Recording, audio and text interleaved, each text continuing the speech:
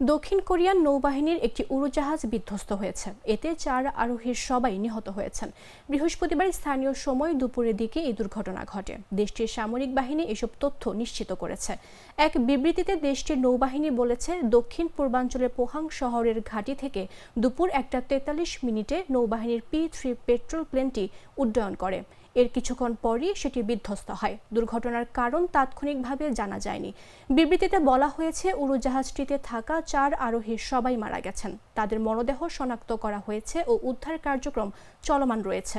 এদিকে এই দুর্ঘটনার কারণে বেসামরিক কোনো ক্ষয়ক্ষতি বা হতাহতের ঘটনা ঘটেছে কিনা তা তাৎক্ষণিকভাবে জানা যায়নি। এই ঘটনায় দেশটির নৌবাহিনী একটি তদন্ত টাস্ক ফোর্স গঠন করেছে।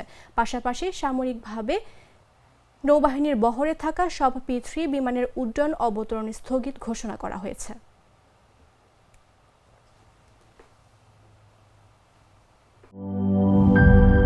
লাল সবুজের দেশে নতুন রঙের বেশে ঘরে বাহিরে সাজানো বলকে রেইনবো রেইনবো রেইনবো পেইন্টস রে সাশ্রয়ী দামে দেয়াল রাঙায় রেইনবো সবার রং সবার ঘরে ঘরে Rainbow Paints, the color of joy.